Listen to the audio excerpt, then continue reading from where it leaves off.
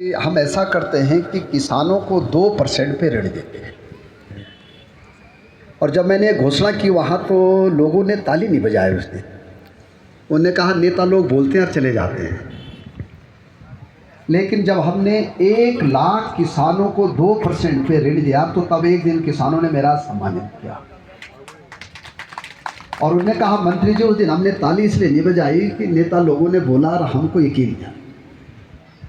तो जब ये योजना बहुत सक्सेस हुई तो तब हमने 1 साल बाद निर्णय लिया कि हम अपने किसानों को 0% पे ऋण दें। और मैं क्योंकि कुछ बातें बता नहीं सकता, मैं जब भारत सरकार की मीटिंग में गया तो मुझे एक बहुत बड़े केंद्रीय मंत्री ने कहा कि धन सिंह भाई तू नया आदमी है, तुम पूरे बैंक को लुटाना चाहते हो क्या? मैंने कहा साहब चिंता मत करो, मुझे बैंक से ज़्यादा अपने उत्तराखंड के किसानों की चिंता है। और आज मुझे बताते बड़ी खुशी हो रही है कि हमने 12 लाख किसानों को 0% पे ऋण दिया। हम अभी तक 8,000 महिला समूह को 0% पे 5-5 लाख रुपए दे चुके।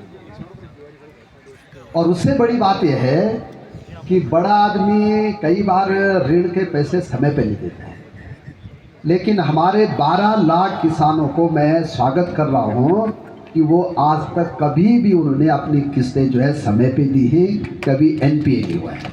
ये बड़ी बात है। और जब हम 5 लाख रुपए की मैंने घोषणा की तो भारत सरकार ने मुझे कहा कि मंत्री जी ये पूरे देश में आपने गड़बड़ कर दिया है, पूरे देश में ऐसा करना पड़ेगा। मैंने कहा भाई देश की चिंता आप लोग कर लो, मुझे तो उत्तराखंड की चिंता करनी है।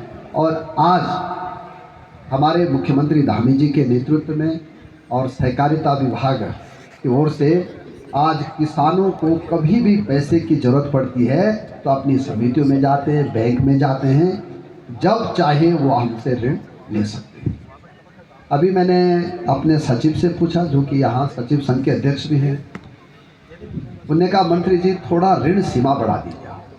हमारे सुभाष भाई ने भी कहा अब ज़रूरत पड़ेगी तो हम अपनी समितियों की ऋण सीमा भी बढ़ाएं। माना अगर एक समिति 1 करोड़ का कारोबार करती है तो अगर वहाँ के किसान चाहेंगे कि हमको और पैसा चाहिए तो हम 2 करोड़ भी उस समिति से बांटने का वो कर सकते हैं। ये भी हम लोग करें। और मैं इसलिए कह रहा हूँ कि देखो भाई हमारे उत्तराखंड में हम लोग ठीक है कि हमने 28,000 लोगों को नौकरी दे दी है। हमारी जो गाँव की सिस्टम है, हम अगर अपने किसानों को आत्मनिर्भर नहीं बनाएंगे, अगर हम अपने किसानों को जो है कभी भी उनको अगर पैसे की ज़रूरत पड़ती है, अगर सरकार उनके साथ खड़ी नहीं होगी तो किसान की आय दुगनी नहीं हो सकती। इसके लिए सहकारिता विभाग रात दिन काम कर रहा है। ये जो लखपति दीदी का कॉन्सेप्ट आया ये भी उत्तराखंड की धरती से आया।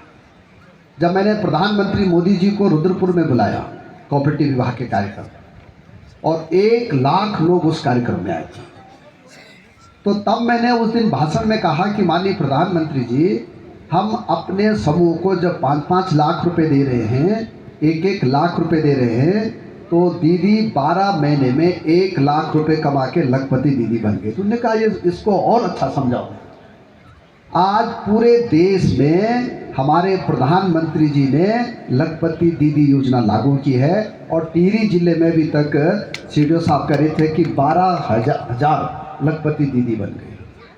और हम इस टारगेट को 2026 तक 25,000 तक ले जाने वाले। ये हम इसलिए कर रहे हैं, मैं अक्सर देखो गांव में मुझे लगता है कि जितना आप लोग जाते हैं उससे ज़्यादा मैं भी जाता हूँ। गांव में या तो ज़मीन जो है पिता के नाम पे है या पति के नाम पे है, महिलाओं के नाम पे ज़मीन आज भी नहीं।